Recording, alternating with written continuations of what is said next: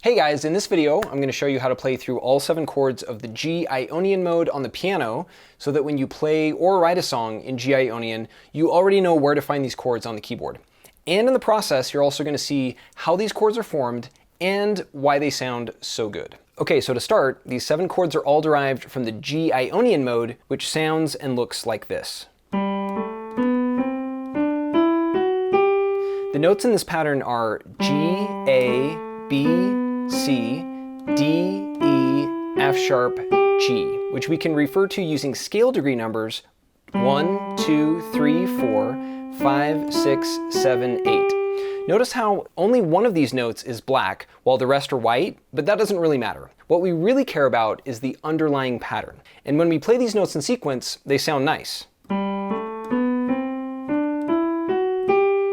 Now, to create chords from this pattern, all we have to do is combine every other note in groups of 3, starting on each respective scale degree, like this, to get G major, or the major 1 chord, built from notes G, B, and D, A minor, the minor 2 chord, formed from notes A, C, and E, B minor, the minor 3 chord in this mode, which combines B, D, and F sharp, C major, the major 4 chord, made from notes C, E, and G, D major, the major 5, D, F sharp, and A, E minor, the minor 6 chord, E, G, and B, and then the F sharp diminished chord, or the diminished 7 in G Ionian, which is F sharp, A, and C. So by combining every other note of the G Ionian mode, 7 distinct harmonies are formed, which all sound good together because they stem from the same source pattern. And again, the G Ionian mode itself sounds like this, with each note played in sequence. And when we play the 7 chords in order, major 1, minor 2, minor 3, etc., it basically sounds like the same pattern, but fleshed out.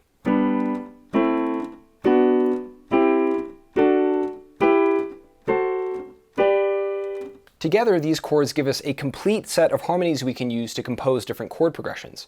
By moving back and forth between these chords in different patterns and arrangements, we can come up with some interesting sounds. For example, we might start at the G major chord, major 1, and then move to the major 4 chord, C, then pass through D major, the major 5, before returning to G major, the major 1 once more. Or we could move through any of the other chords in this mode to create a lot of other progressions too. Using just these 7 chords, we have a lot of options, which is awesome. But what's even better is that there's actually even more variety in how we can play these chords using what are called inversions, or permutations of the note patterns in each chord. For example, the G major chord, major 1, is made up of these 3 notes, G, B, and D, and they sound good together when combined in this order. But to mix things up a little, we can also play the same chord, G major, by moving G to the top of the group like this to play the notes in this order, B, D, and G. This is still the G major chord, the major 1 in this mode, but played in what we call the first inversion, which sounds slightly different.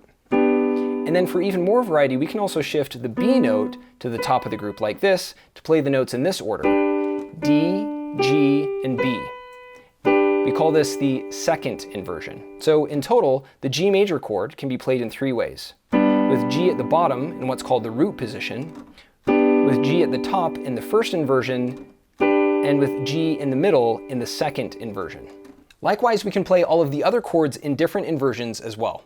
A minor, the minor 2 chord, can be arranged in these 3 ways. Root position, first inversion, second inversion. B minor, the minor 3, can be played like this. Root position, first inversion, second inversion. C major, the major 4 chord, can be played in root position, first inversion, second inversion. D major, the major 5, can be played like this. Root position, first inversion, second inversion. E minor, the minor 6 chord, can take any of these forms. Root position, first inversion, second inversion, and then F sharp diminished, the diminished 7 chord, can be played in root position, first inversion, second inversion. So these 7 chords of G Ionian form a compatible set of harmonies that all sound good together since they stem from the same source pattern. And then with all of the different inversions, we have a full palette to choose from to build out different chord positions, picking a certain inversion to create just the right sound, or to simplify the finger movement from one chord to the next, depending on how the progression flows. For example, if you want to play a 1-4-5-1 progression, or G, C, D, G in this case, G Ionian, you could play the chords like this. But as a result, you have to move your hand a lot. The motion is pretty mechanical and takes extra time. So to make things more fluid, to simplify the finger movement from one chord to the next, you can play this same 1-4-5 progression like this. By using different inversions, my hand barely shifts at all as I go. In this example, I played the 1 chord in root position, the 4 chord in second inversion, the 5 chord in first inversion, and then back to the 1 chord in root position. So instead of root position, root position, root position, root position, I played root position, second inversion, first inversion, root position. It's the same chords, just a lot easier to play. And the same idea applies to the other chords too. In fact, there's a formula you can use to play all of the chords of G Ionian starting with the major 1 chord in root position that goes like this. R means the chord is in root position, 1 means it's played in first inversion, and 2 means second inversion. In sequence, the pattern is root position, second inversion, first inversion, first inversion, root position. So G major, the major 1 is in root position, A minor, the minor 2 is in root position, B minor, the minor 3 is in second inversion, C major, the major 4 is in second inversion, D major, the major 5 is in first inversion, E minor, the minor 6 is in first inversion, F diminished, the diminished 7 chord is in root position, back to G major, the major 1 in root position.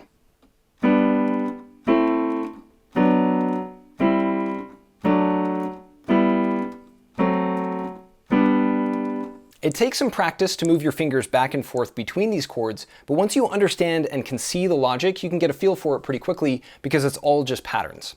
And what's cool is that the same basic idea applies when the major 1 chord begins in a different inversion, not the root position. For example, if we play the major 1 chord in first inversion, the formula for the chords is this. First inversion, root position, second inversion, first inversion. On the keyboard, this is what it looks like. G major, the major 1 is in first inversion. A minor, the minor 2 is in first inversion. B minor, the minor 3 is in root position. C major, the major 4 is in root position. D major, the major 5 is in second inversion. E minor, the minor 6 is in second inversion. F sharp diminished, the diminished 7 chord is in first inversion. Back to G major, the major 1 in first inversion.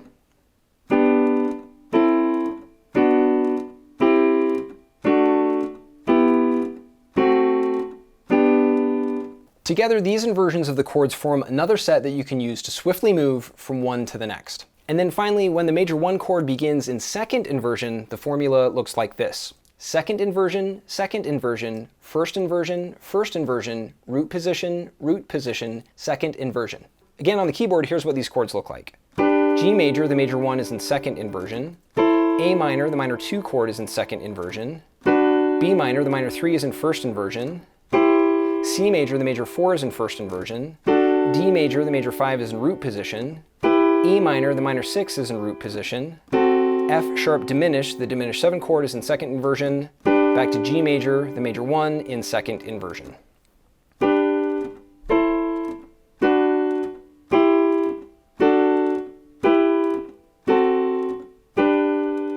Granted, all of these finger positions can seem like a lot, but really it's just 7 basic chords, all derived by combining every other note of the G Ionian mode.